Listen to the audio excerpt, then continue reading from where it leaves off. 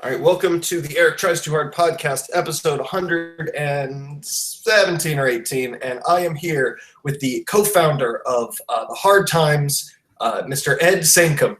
Thank you so much for coming on. And is that the first time someone's called you Mister in a while? I kind of get Mister like at In-N-Out Burger or something when I'm ordering. I always like it. It's like a real sign of respect. But yeah, thank you. Thanks for having me. Yeah, for sure. Yeah, I asked the Mr. question because I just went to the store and got called Mr. But that's weird when I'm wearing flip-flops and sweatpants and a band T-shirt. So I'm curious what it's like for real adults go through when they're addressed. At times, I have a tendency to grow a beard, and I've had pretty burly beards at times. And when I have the beard, I definitely get more Misters and Sirs and things like that. It's like, please don't hurt me. I'm a grown man. Look, yeah, exactly. I want to ask you about a whole bunch of stuff, and feel free to anything you want to talk about, throw on out there. I don't give a shit. I want to learn about you, want people to hear about you, and definitely want to talk to you about whatever.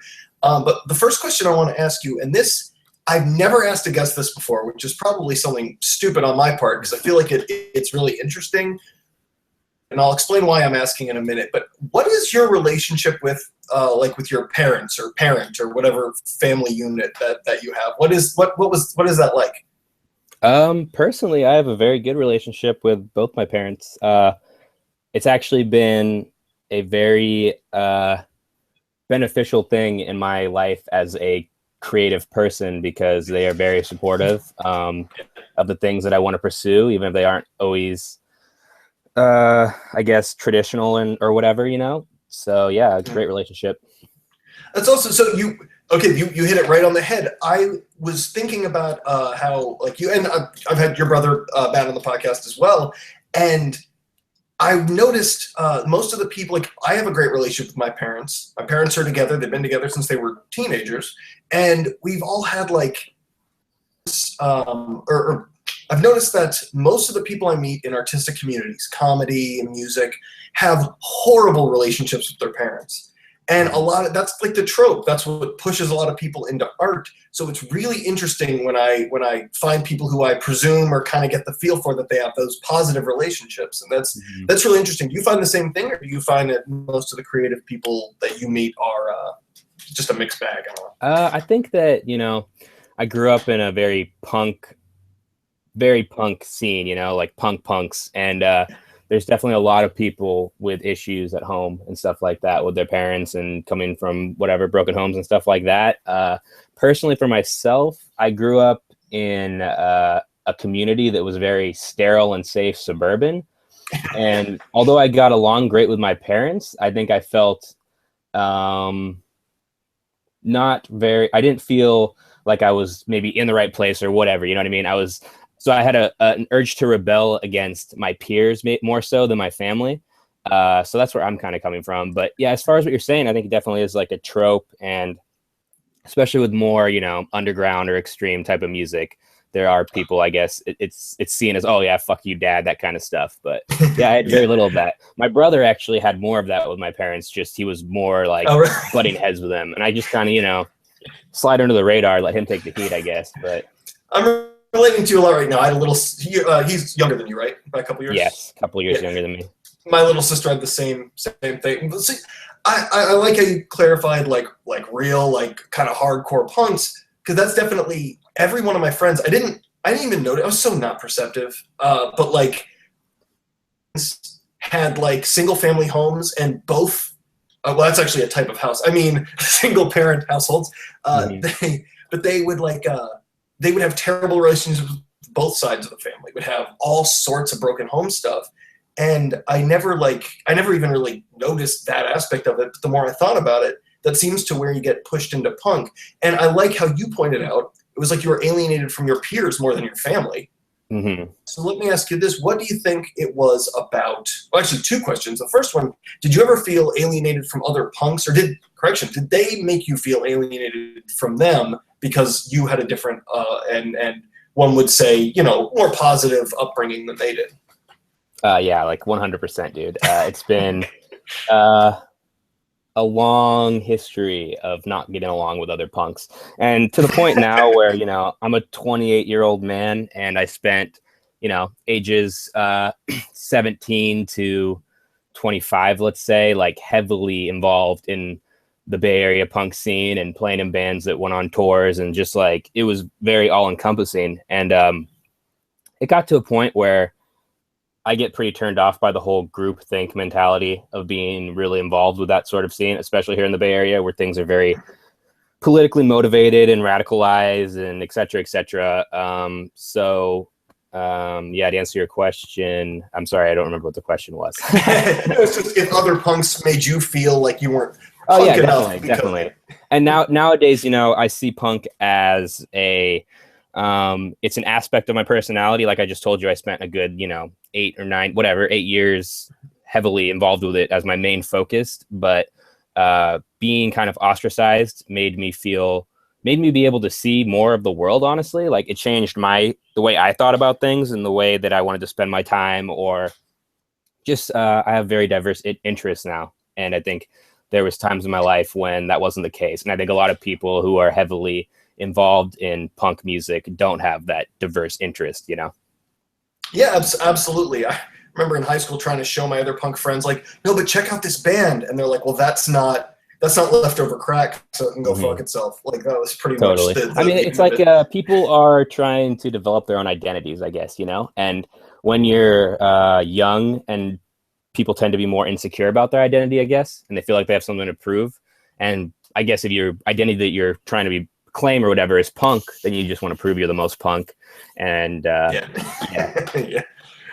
And we'll get into it as we go with hard time stuff. But I think that general, I don't feel from, and where that punk specific comedy comes from, I think is where like I'm alienated from my suburban peers. So I go to this other thing and I'm alienated because I'm not for them. And so I think that's where you like, I forget what comedian said this, but it was a great quote about how a comedian sees the same thing, sees the world for what it is, just like everybody else does, but they kind of like see it on a parallel level. I see things differently than you. I see what you see, but I'm also seeing this other thing. It relates to what you were talking about. Totally, dude. Well, I mean, the hard times in a way, like, before the hard times started, there was a lot of just like frustration and being like, dude, I can't deal with these people. I can't deal with the way people are treating me, etc. And there's like a lot of anger, and there's a good part of the hard times. Like obviously it's in a way in like a love letter to hardcore and punk and stuff too, like we care about that scene. We came from that scene that taught me like the DIY aspect of life was like, that's the biggest thing I got out of punk and hardcore was like, whoa, if I want to do something, I just do it. We got to get t-shirts. We have to learn how to make t-shirts. We want to go on tour. We got to book the tour. We want to put out a record. We got to learn how to fucking put out a record. We want to record a record. We have to learn how to record. Like all these things that we did as kids. And just like, I noticed that a lot of people who'd never had that sort of subculture experience, they don't think that way, They don't think like, oh, that these things just happen and how do they happen and did it? And the answer is somebody went and did it. So like that part I'm forever grateful for. But what I was getting at is that there's also part of the hard times that is, talking shit more or less. So it's like, and there's a lot meaner ways to talk shit, and there's a lot more destructive ways. And then there's also ways to talk shit, but it's like a criticism and it's funny. And somebody who might be feeling a little bit of pain because they're feeling the negative effects of the way someone else acts towards them or something, and they can relate. And I think that's something that we do pretty well at the hard times is people who see the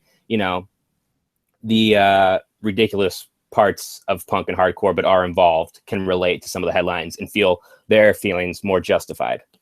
Yeah, absolutely. And I like that side to it because there are so many, like when you read the comment section of Hard Times articles, like on the Facebook page, you get a lot of that's totally me, that's my friends, and you get a lot of introspection, which I think is also a positive thing because you kind of see like, oh, maybe I shouldn't do that.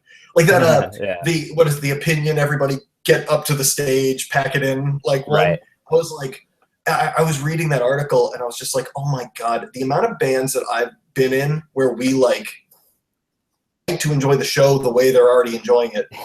And it's like, told now, and I'm like, but that's a good thing. I can progress, also laugh at myself. A lot of people, I mean, so many bands do that, right? And I just remember even being as a kid being like, dude, fuck you, man. I don't want it. It's like play a song I like and maybe I'll dance or whatever it is, or I'll move up. And yeah. So, and it's funny. I was at a show a while back and someone said something on the microphone. I can't remember exactly about, I don't know what he was doing, but it was some sort of, stereotype of a front man. And he said, oh, it's like a Hard Times article, blah, blah, blah, and they make the comments. So people, I think there is probably an aspect of that too, where it's pretty cool, man. Like there was someone hating on the Hard Times when it first started from the Bay Area. And they were saying, oh, the Hard Times, what a stupid idea. And it's like, and my friend went and he went, no, it's not what's a stupid idea is starting another band. Like that's a stupid idea. And like, it's not a stupid idea to start a band. Obviously it's fun to start playing a band and but the amount of influence that the Hard Times has ended up having over, subculture and making people think about things that they might not have thought about. It's not a stupid idea, and it has influence, and it makes people I want people to think more for themselves. You know what I mean? Like I want them to see something and maybe be like, I don't want to be that stereotype. Maybe I don't want to be a Hard Times article. Or not that it's always bad to be a Hard Times article, but at the same time, maybe it makes you think, why am I acting the way I'm acting? Yeah, absolutely. And I also like your point of how it's just like you can read it and go, that asshole is in my scene and he makes me feel bad about myself. Take that. That's still a release. It's still a positive. I like both of those sides. No, by the way, Hard Times does have a huge influence, and which is absurd. I mean, in a good way, but it's like, I remember I first saw it, I don't know exactly what the date of the site was, but it must have been very shortly after. And I read a couple of the articles, and I remember I got to the end of the articles on the page. That's how early it was. Yeah. And it was like, and I was like, oh my God, this is perfect. This is amazing. But only me and a couple thousand people are going to get it. And then, boy, was I wrong. Holy shit. Well, there are so many more people who relate to this that I feel more connected to the community as a whole, just as an individual. Yeah, I feel that. It's also like, I thought the same thing. Matt likes to tell a story in interviews that he came to me with the idea for the Hard Times a few years ago. And I said, that sucks. It'll never work, which I don't think is what I said. I think what I probably said was something along the lines of, one, we play in a band. If you do that, people aren't going to like us, which is already something we're dealing with because, which is true. There's, if you attach yourself to something that's critical of things, then there's going to be people who are upset. And also who's going to read it? You know what I mean? The first headline he had was, I don't know. We've never ran it. I still want to run it now because it's funny. But the idea for the Hard Times comes from skinhead and penguin brand polo shirt ostracized from scene, because he doesn't have the Fred Perry. He's got the penguin. That was the idea. And I was like, yeah, I mean, it's funny. But what do you do with that? And then actually when I came to be involved with the Hard Times was, from the beginning, Matt was talking to me because we've always been really closely involved with creative projects. We've played in bands together forever and stuff. But I wasn't in the very, very beginning of the site when Bill and Matt were working on it to launch it. As soon as it launched and I saw the article, it went to like, I don't know, there's whatever. I don't even know how many likes we had on the page. Not many because the site was brand new. Yeah. And it went to, I think it was the band sure that gear will be safe overnight in van or something like that. And then I think 10,000 people had viewed it or something on Facebook or like reached, and I went, wow, like this is something. And then I said, well, you're going to be talking to me about this every single day. Like he can probably hear me talking right now because we share a wall at our house. Okay. Yeah. And so because of that, I'm going to need to be involved in the site. And he said, yeah, man, you can do whatever you want, whatever, blah, blah, blah. And since then, so that's December of last year, I guess. Wow. God, that's so crazy. Yeah, I figured. Anytime it's December, it's close enough to the year. Yeah. Right. No, that's really incredible. And you were a very good interviewee. You just saved me like 3 questions. I guess I was thinking about it. Yeah, no, that's perfect. But going back to a very quick tangent, and being in the Bay Area, San Francisco, and not liking groupthink, and at that same little juncture, we both mentioned our younger siblings. Aside, but I want to throw it out there just because when I went to your page to message you, I guess you're a Giants fan, right? Correct. Yeah. So my sister years ago moved out to San Francisco the week before the Giants won the World Series a couple years back. Mm-hmm. And And speaking of groupthink, I always have this theory that she's so like groupthink benefited her for most of her life that like sometimes she's so smart, but she'll fall into like a weird thing. And this is a perfect example where she hit me up and she goes, "Can you believe we won the World Series?"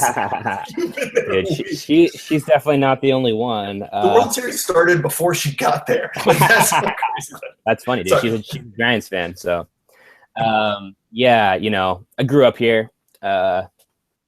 I love the Giants, big baseball fan. I watch all the games, all that stuff. But there's definitely a huge contingent of the population. Well, there's like a huge influx of people moving here for work, like your sister probably. I don't know. Totally. Yeah, and the tech jobs and all that. And the stadium, or the park where they play at, is really a beautiful place. And they've won 3 world championships in the last 6 years. So it's always packed, and it's not always packed with people who know very much about the team, because winning and whatever. So I have a lot of friends from Boston who have a very similar story to that. Yeah, I can imagine. So that gets to me sometimes, but it's also it's nice to have the team playing in a park that is filled every night and all that. So yeah, that's really cool. So I follow football. I haven't really followed. I'm from Baltimore. I hadn't really followed. Sorry about the World Series, Super Bowl, by the way. Yeah, lights went out a little bit, and so like there's so I don't follow much baseball, but my wife's whole family's from Chicago. They're all Cubs fans, and so like I've been getting into more baseball as another bandwagon fan, which I love bandwagoning. But anyway, so what was the first thing that got you into punk? I understand the mindset that got you into punk, but what was the first like moment where that, as a genre and as a culture, came into your life?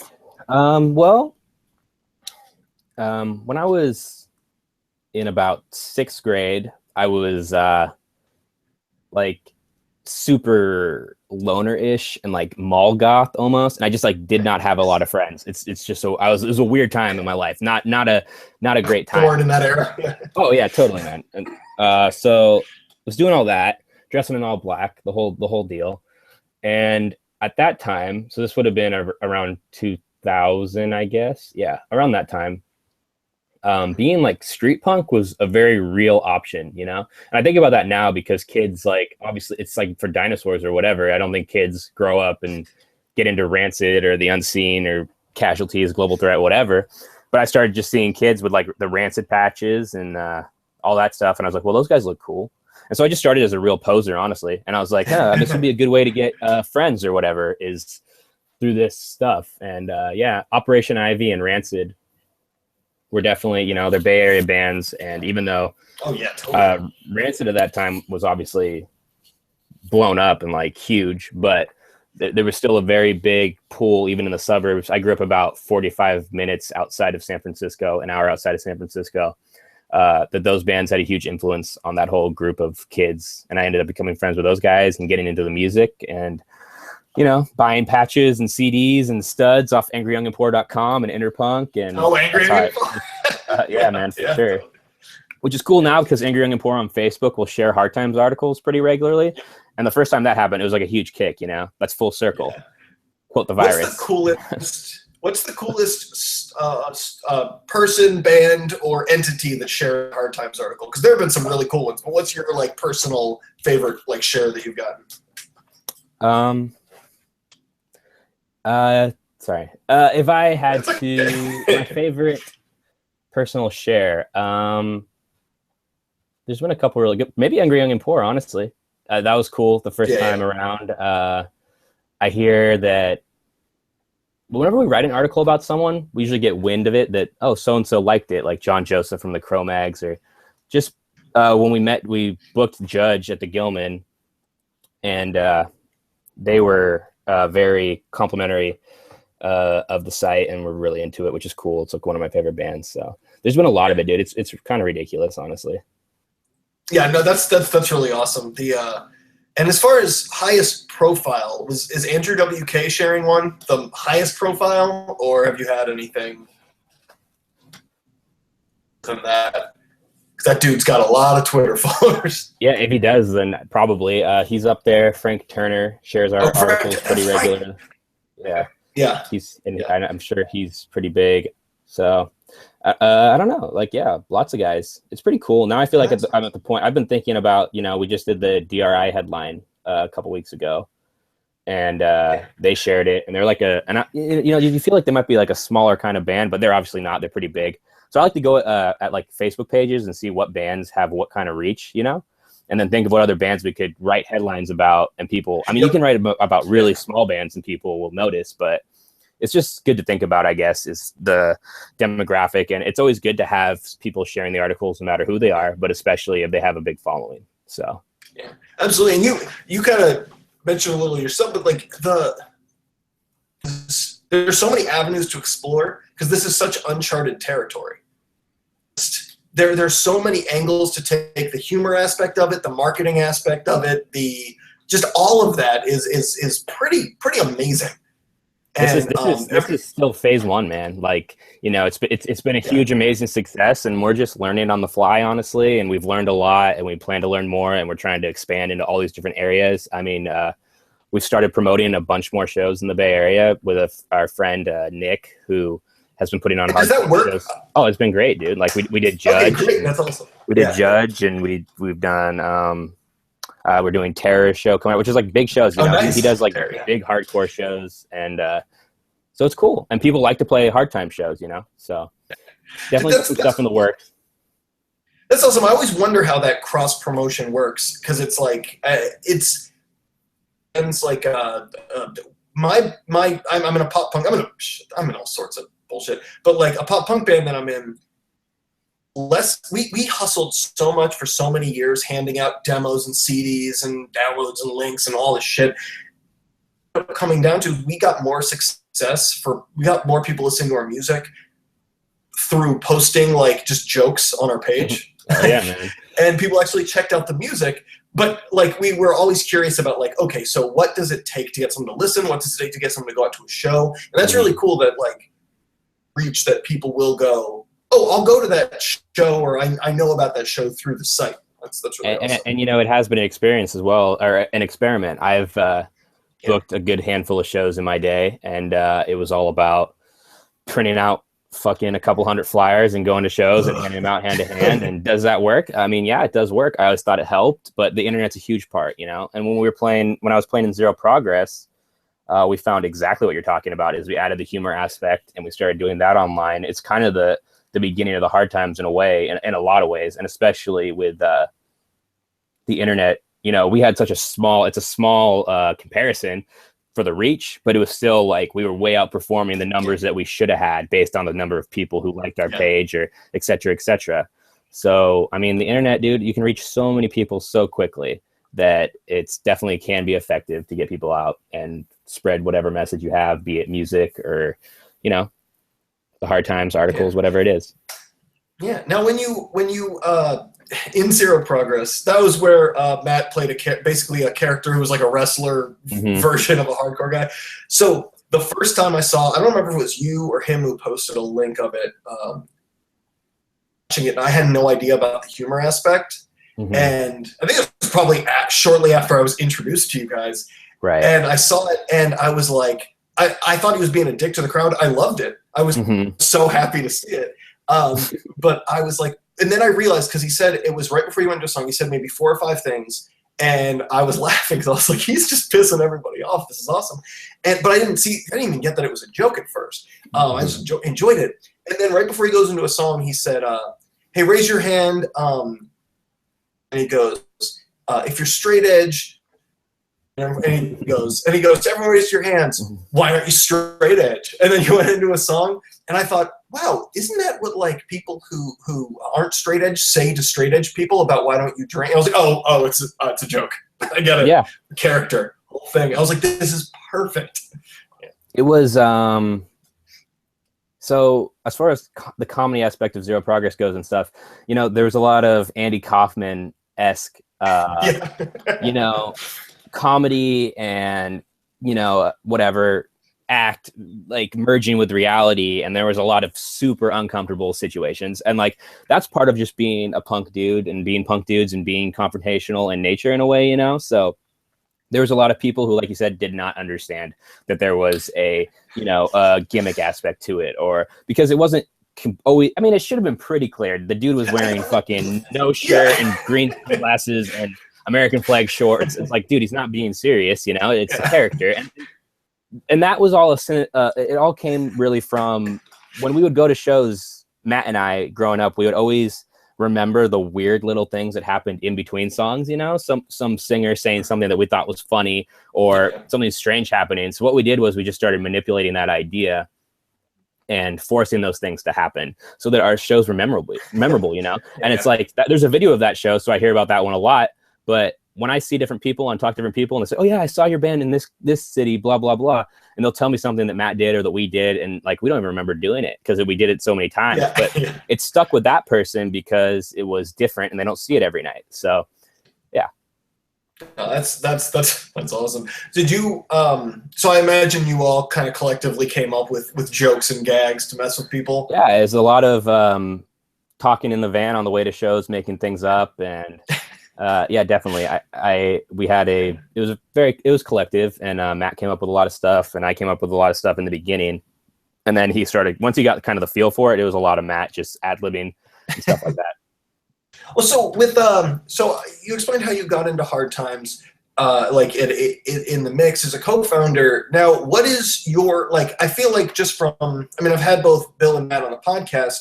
What would you say is kind of your role in Hard Times, just so people can get that out? Because I heard you on Jesse Cannon, also a past guest of mine. I love Jesse Cannon. He on his podcast, and I feel like to the audience, like what Bill's role was, what Matt's role was. What's your role in the Hard Times, just to get that out there? So I'm part of a 3-man editorial team, which is myself, Matt, and Bill. And now Mark actually helps with weekend articles, doing editing for those articles. But essentially, so we'll get all the pitches, and then we meet once a week and we discuss these pitches, and we decide which ones we want to run, which ones we don't want to run, and any edits we have to the headlines, et cetera, et cetera.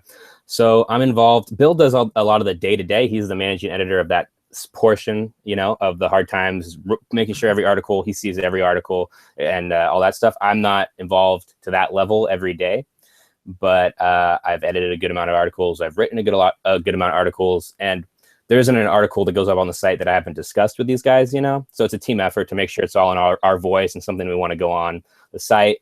I'm also involved a little bit more on the business side than Bill would be, since he is very busy with that stuff, mostly because I live with Matt. So, you know, making decisions together, even though it's very much up to him most of the time, but I'm there for advice, et cetera, et cetera.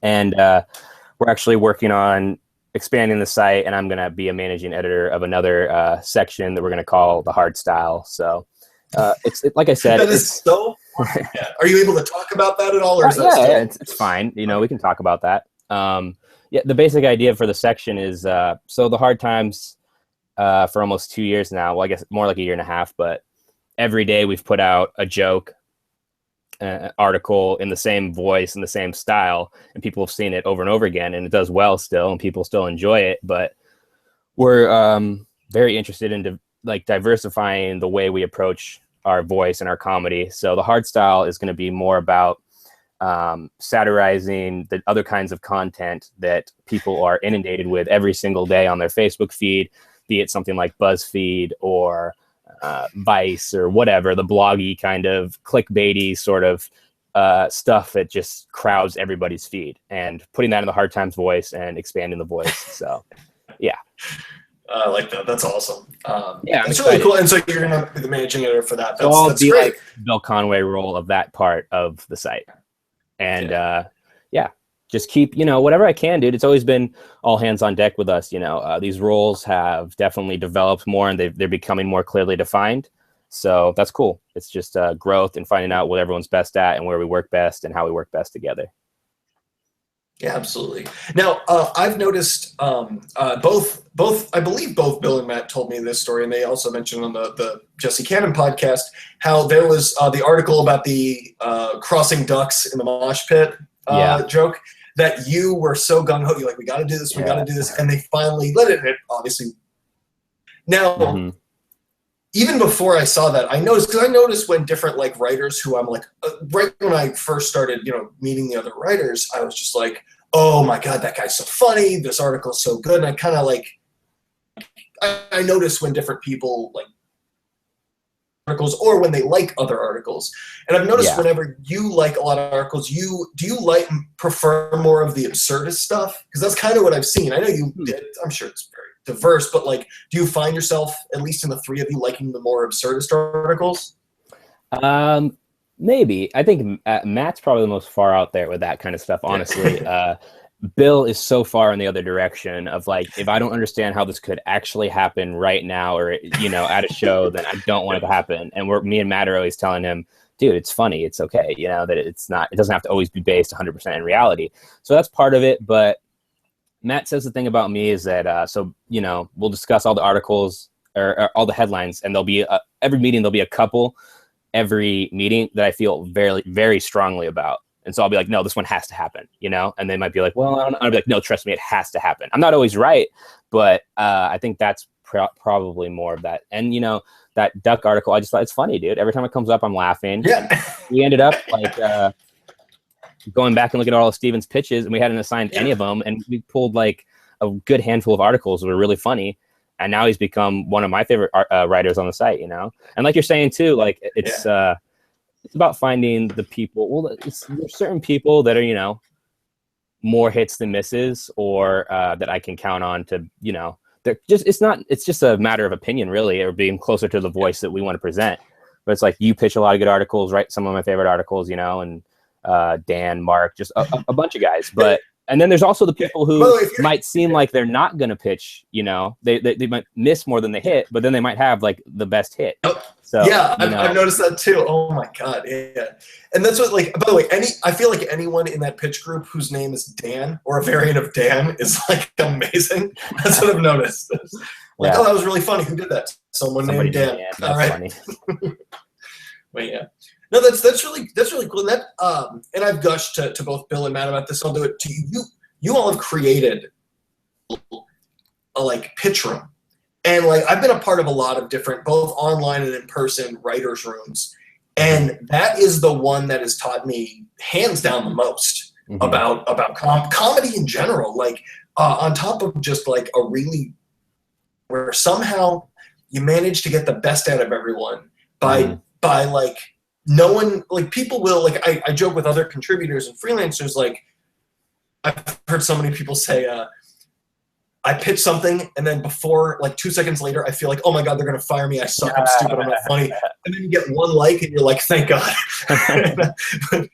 Well, dude, I can feel the same way. I try and pitch, and like I definitely like some of mine don't land at all. And I go, oh, damn, dude, like I just whatever. But what you're saying is cool. I think that's cool. And I think it's an amazing team, and it's definitely a team effort. And I think Matt's journalism background has a huge part to do with that. He quit a really like, sought after job as the SF Weekly music editor to do this because he saw that it was expanding and he wanted to be hands-on. And I think that's awesome for all of us, and it's all about right now, I think just building the team. And I think anybody who's in the group and pitching and writing articles, like what an amazing opportunity, dude. Because, this site could be, I think it's going to the moon, dude. So anybody who's involved, I think should be really happy. And I think that since day one, also, we've ran it.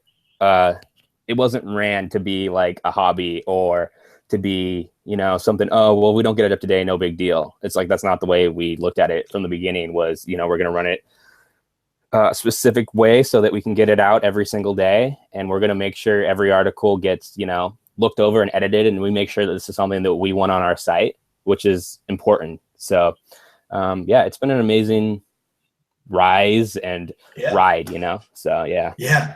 That's really cool. All right, so take me through, do you have any, you've been in touring bands and like you said, you had any, like there are various flicks that have had, whether it's a negative story, a positive story, do you have any like crazy or like fun stories from the road or just stories about some time where you had an issue with somebody because of a joke that you all made?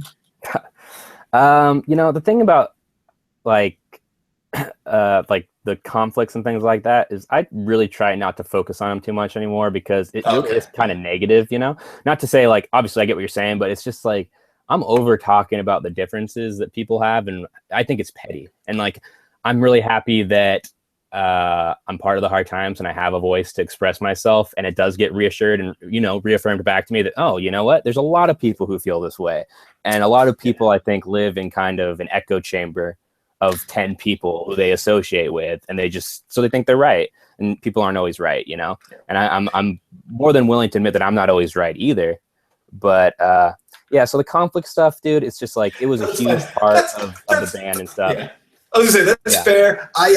I was thinking more like if there was anything you can look back on and laugh. And as you said that, now I'm just like, I have a couple stories where negative things happened, but we can at least laugh and be like, whatever. But I also have a couple stories where I'm just like, I don't even want to think about that. So that is a fair point. So do you have any like more like fun or interesting like stories from the road? Well, I'll just say that, you know, playing in a band that toured, and, you know, I was when I was, I guess, 20 years old, or 20 years old, I decided, you know, I read fucking Get It in the Van, and I was like, I need to tour the country because Black Flag did it, and that's what hardcore bands are supposed to do.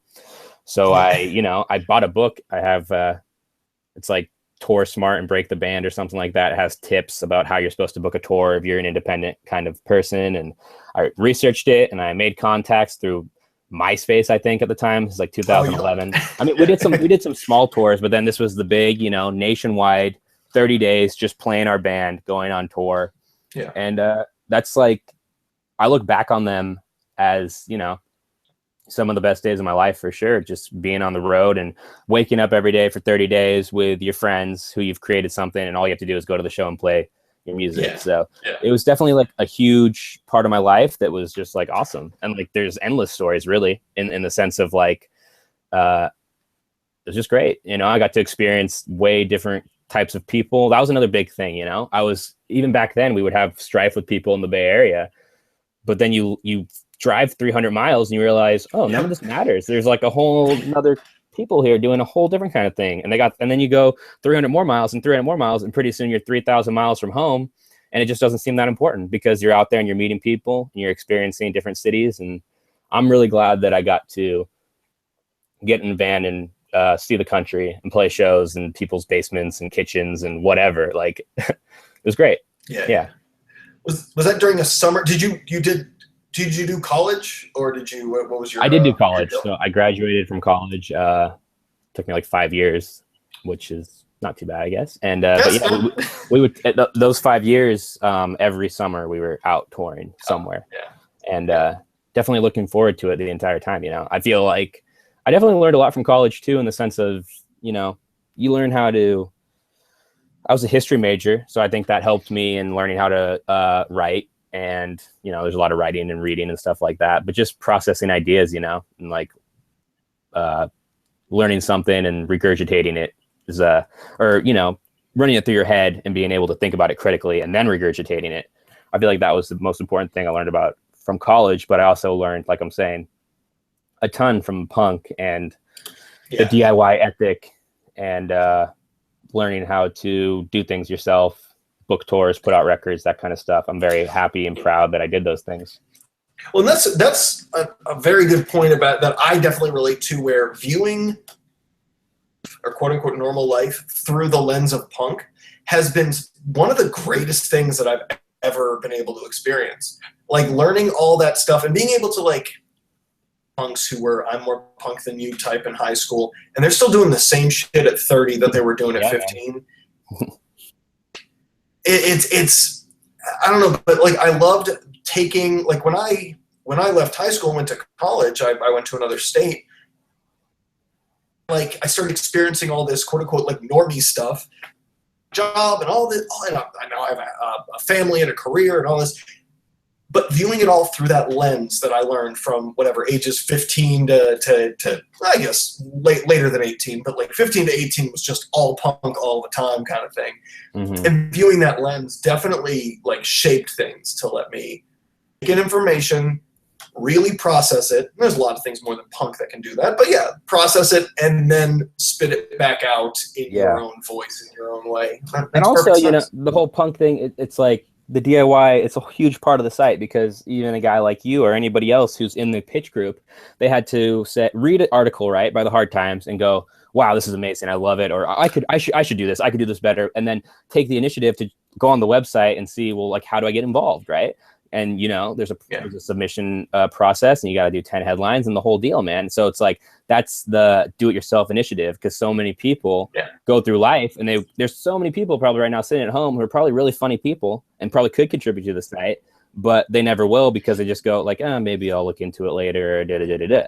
So it's like, that's the hardcore thing to me too, is I was always impressed by and looked up to people who did stuff themselves and, you know, turned punk into a lifestyle somehow, or like a career for them. And not to say like, oh, you know, we signed to a major label, blah, blah, blah. But guys like, you know, Ian MacKaye or something, who's created Discord Records and got to live this, or guys like just anybody who took what they learned from punk and then applied it to something that could sustain them and let them, you know, be their own boss, or continue to express themselves and do more than just play basements, you know?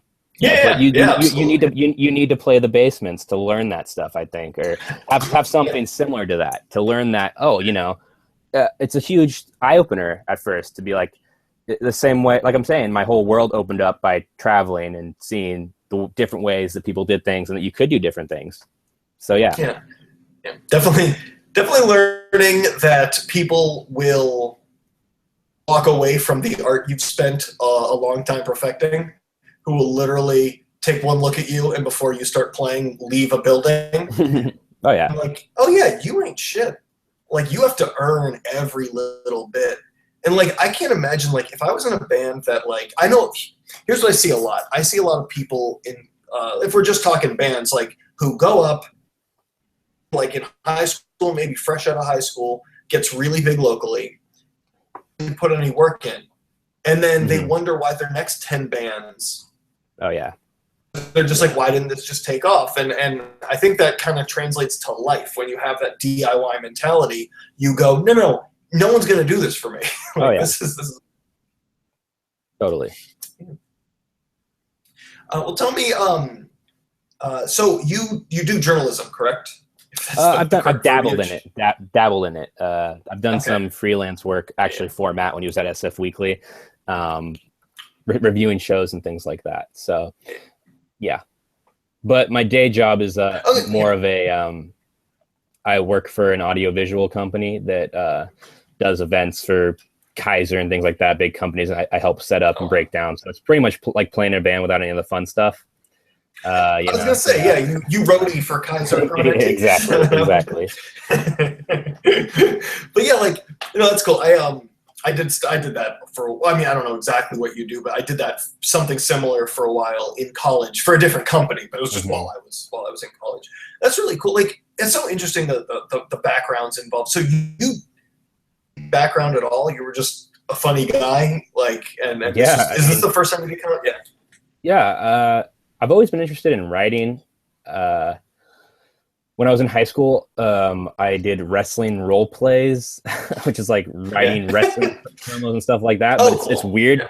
It's like super nerdy, like incredibly nerdy. But I actually think it helps me with the hard times, because I started to understand characters and, writing for in other people's voices, et cetera, et cetera.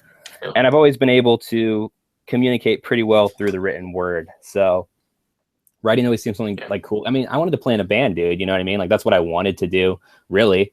And we did it for a long time. And then, but I just like the idea of creating something and having to be your own, and being able to do that sort of stuff and not having to. So I've always, I don't know, I'm kind of rambling now with that.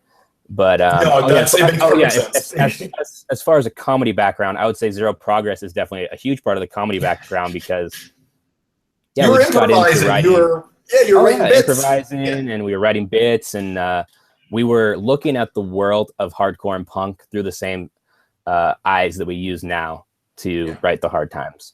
So that's my background in comedy. I definitely don't have any aspirations to be a stand-up comic or anything like that, which is, I met Bill. I was on his podcast a couple years ago after Matt was on it. And it's cool, man. Like I've went and seen his stand-up. I think he's super funny. And I think it's great that he's going for his dreams and stuff like that.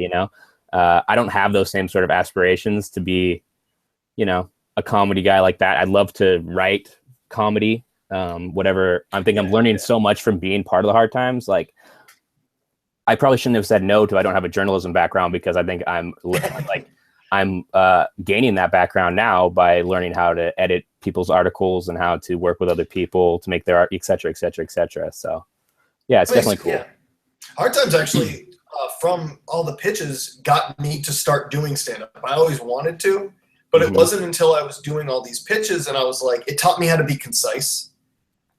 I let it go right out the window. It taught me how to be concise with joke writing, and it taught me to really look at things honestly. Like, because I was pitches early on, which I imagine is pretty standard unless you come in with like a solid comedy background or you're just really funny. I was bombing so much, and then it got to the point where I was like, well, I'm just pitching like concepts. There's no takes on it. There's no twists, no turns.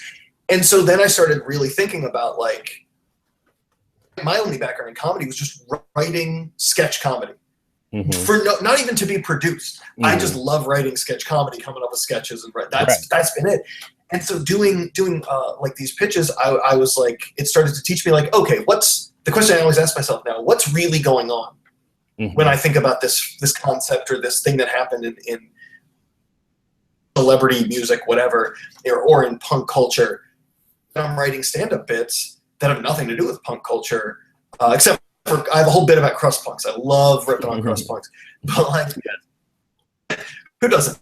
But but that's the question I ask myself now. It's what's really going on. What's the honest truth about what's going on? What I truly feel about it, and that has been kind of the turning point across the board. I'm like, oh, that's not even comedy related. That's just being honest. Yeah. And I think that's a beautiful thing that the Hard Times does. Like the Onion does it very well. Like they both like hit on that same thing where you're just like honesty. Yeah, man, totally. And also, like you're saying, like if you felt like you were bombing when you first joined the group, our biggest like advice to people when they're pitching stuff is always that, look at what's on the site, and before you hit enter on that pitch, does this look like something that would actually be on the site? You know what I mean? It's like, I feel like I've become better at actually writing headlines, because for a long time I felt like I got the same thing you were saying. Like you have the concept, but how do you put this idea into a concise form? Because the thing about the Hard Times too is the headline is the bread and butter, right? The headline has to be a joke. It has to be a concept, and there has to be a punchline, and you have to laugh, or else it's nothing. You could have the funniest concept, but I think that was hard for a lot of people, and including myself. I think Bill's helped us that way a lot because he has the comedy background, So if the headline's not a joke, then it's not right. That sounds really like simple, but to actually think about it that way, I think helps, when you're actually trying to write them and stuff. So, yeah. And that's what Kyle Irf I've had on the podcast too. So funny. And he's a stand-up, and he was talking about how, I hope I'm not mixing him. I mean, I know who he is, but I've had so many of these writers on the podcast that I hope that I'm remembering the right conversation. But it was about condensing so many ideas, because the Hard Times article, like an Onion article, and I love the Onion, but it can be man loves food or man eats food. Like not that as a headline, but like that, it can be that kind of thing. With the Hard Times, it's a joke with a concept, with a punchline. And the really good ones they touch on one or two other like takes on it where you can get the vibe of it. And then we were talking about how it was just like, you need to do that in like 14 syllables or less. And it's like, that's so fucking hard. But like, I think that's the beauty of the site and how your editorial process, the pitch room really nails it down to having so many ideas that you only pick the best ones. And your editorial meeting, after talking to Bill and Matt, now it's so clear that it's like, there are so many things beyond, oh, is this funny, that have to go into it before it gets put on the site. Also, it's about like I say, we're still learning because we'll have some headlines that are like so funny, right? And the article inside will be funny too, and it'll get shared all over, and you'll be like, "Oh wow, this was a great article." But then if you see the actual, and it is a great article because that's always good to get your name out there and to see the the social media engagement. But then some articles, you would think this would be an article that got 50,000 views or something, and no one clicks it, and we'll be like, "Why did no one click it?" And other articles, maybe don't get as many shares, but they have 10 times as many clicks. That's the part that we're still actually trying to figure out is like, what is the correlation? Because to me, a perfect article, right, is one that's very funny, gets shared and liked a lot, and then people click it and they want to read it. And so it's still, like I said, we're still learning about the process, but at the same time, we're crushing a lot of the competition in the sense of not like we're in competition with people, but just to say like our social media numbers and stuff, like it's insane. And the views and stuff, it's like we didn't see it coming, dude. So it's cool, but we always want to get better, and that's something about all three of us is that we want to be better and we want to be bigger, and we've always had big, lofty aspirations since the beginning. Once we saw that it was doing well, we were like, oh well, how far can we take this? And we're just learning whatever skills and trying to get the best people we can with the resources we have to continue to grow. So you think being in so I've noticed something, and you can correct me if you disagree, or if you or you can make no comment if you don't want to, but I've known a lot of hardcore kids, a lot of punk, like just punk, strictly, the lighter side of punk kids. A lot of punk kids tend to be lazy, and a lot of hardcore people tend to be like that blue collar work ethic. And I don't think it's a surprise from my perspective that the three of you have a hardcore background and you have this kind of I'm going to get better work ethic. Well, see, man, that's that PMA, right? It's like not to say I'm the most positive person in the world all the time, because I'm definitely not. But from a personal aspect, it's weird. And Bill's straight edge, and my brother and I are straight edge, and we come from that hardcore scene where the idea is, what are you doing, and is that a positive thing for yourself and for the people around you? So I do think about that and the things I do. And yeah, I guess there's also part of that is I think we're people who can be less satisfied if those things aren't happening. So we want to be moving on to the next step. And I definitely think it has to do with, like I told you, I feel very indebted to the hardcore mentality in a lot of ways from the things that I learned. And that is, you can say blue collar, I guess it is, but I guess blue collar, maybe, it's a little bit more working for somebody else. And the hardcore DIY is doing that hard work, but doing it for yourself. Soviet blue collar. Yeah, exactly. Let's see. Yeah, like shit. What was it? We're about to wrap up, but there's one other thing. This is. Oh no, I know what it was. I just think it's so funny when I look at side of like, and I learned this with music too, and now doing stand up and with hard time stuff, it's like so many pitches go in to make an article happen, and then someone works really hard writing it, and then a team of people edit to make it really, really good after it. Well, you skip it over the entire editorial meetings to get like the cream of the crop, and all this goes in, and you have a whole dedicated team to posting it routinely and with the photo, with everything, the social media, everything's all set up. And then some commenters like, meh. Are you fucking kidding me? Well, that's the thing, man. There's content and there's comments, So it's like, I'm the content. I'm okay with somebody commenting because if it was, someone at the Onion going like, this is fucking trash, then I might put a little bit more stock in it. But if it's just some guy who's like, it doesn't bother me. And that's like you're saying, if you're, I think that's a huge part of doing any sort of creative endeavor is just getting used to the fact that people aren't going to like it. It's like, there's going to be people who love it. And, I mean, I've had people tell me, the site or my band, it's the greatest thing in the whole world. It's, it's changed my life, which is like instant. You're like, all right. And I have to tell people like, this is straight up trash, or this is like, this is bad. It shouldn't exist. It goes on. So people are just there, everyone's got an opinion. So you have to have a little bit of, I guess you just got to throw it out there, man. That's another big thing. Like I'm saying is, if you don't take the swing, you can't hit the ball. So you just gotta. Yeah, exactly. Dude, I did that's so. Oh my god, a folk punk Modest Mouse cover a few months ago, and in the same 24-hour span on the same website, but just two different forums, one person said it made him cry and like he just loved it so much. And the other person gave a 3-paragraph rant about how it was the worst song he'd ever heard in his life. And I was like, this is dude. There's nothing creative that's ever come out that was just like, okay, that was revolutionary or that people like really connected with, and everyone was just like, or someone had to hate it. It's always one or the other, dude. You look at something that people assume now is the most, universally whatever. Like you look at the Beatles or something, when they're the biggest band in the history of the world, but when they came out, there were plenty of people who said this is, disgusting and it's going to ruin our children's lives and blah, blah. You know what I mean? So it's just, that's totally part of it. And I guess to hold her hand, he's exactly. He's out of control. So yeah, I mean, that's definitely the more negative. I feel like I've been through a lot of negative with different things that, this is so overwhelmingly positive. Actually, it's insane. Like those comments that you're talking, like a meh is like might be the worst we get usually, dude. It's like there's very few people who are like this is trash, which is just not even. I think it's insane because if you look at Vice or The Onion, or people are always ripping them, dude, so hard. And people do, and I think we have the greatest fucking team in the world of people working on it. Like you're saying, like to me, it still is amazing that there's people who want to like write for the site and Photoshop for the site, and people like Bill and Matt who want to work hours and hours every day on the site to make sure it runs.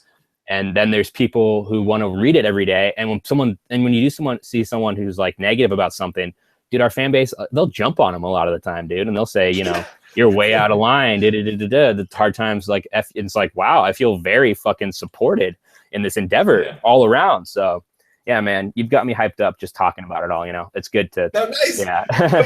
What's crazy. Yeah. What's crazy is like the vast majority of negative comments, and I'm talking like probably more than 90% of negative comments are people who don't know it's a joke. Yeah, like they're just true. mad at the characters in the article. It's interesting too because I think starting off there was more articles that people didn't know if they were real or fake, or people thought they were real, and I think we kind of got away from that because it's really not what we want to do. Is like there's no tricking people really. It's telling jokes, but at the same time, some of our most successful ever are ones that people thought were real. So I think there is something to be said for that. I've been meaning to talk about it with the guys. Is maybe we do need more stuff that dumb people are going to think is real. I think the punk vaccination one, the punk parents and the vaccination, people thought it was real, dude. And it's like people thought that was real. Yeah, and that one, like that's kind of what I'm talking about too. Is like we use our best judgment, dude, but you never know, dude, because no one was in the meeting going, "Oh yeah, punk parents and vaccinations. This one's going through the fucking roof." And it really did. It's the most read article we've had in months. So yeah, I was gonna say I saw the shares on the site. Ooh shit. Yeah, no, that's and I remember seeing was that Bill's, if I recall correctly. Yeah, pretty sure. Did he pitch that in the thing? Because I recalled seeing it, but I trick my own memory sometimes. Do you know if he put that in the room or not? Or no? Was that? I'm not sure. Okay. But probably. Yeah. Well, I remember. Sorry, I was going to say the other thing about the hard times is that when we do it and we see the hard times or the headlines every day, and you got to get an article out every day, it starts to blur, dude. So it's good to like step back every now and then and go, wow, because there is a lot that's involved just to make sure the site runs. I felt like when we did that other podcast with Jesse, like you're saying, we were all kind of like, oh wow, because I guess this is pretty good. Yeah, it's just like you don't hear actually.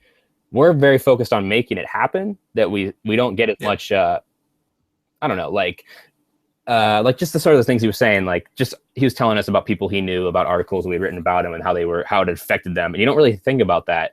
But we're at the point now where if you put anyone's name in an article, a band or whatever, it's going to get to them and the people around them. And so it's weird. Yeah. All right. Well, thank you so much for coming on. Do you have anything you want to plug? Any last things you want to throw out there? What can we do for you here at the Eric Tries Too Hard podcast? I just say check out the site, man. The Hard Times, like us on Facebook, Twitter, Instagram, all that stuff. Share an article. It goes a long way to help us out. And for people who don't know, the Twitter has extra stuff like humorous polls and other things that get posted up. So if you're on Facebook but you're not on the Twitter, go to the Hard Times Twitter. Is it at Real Punk News? Correct. Yeah.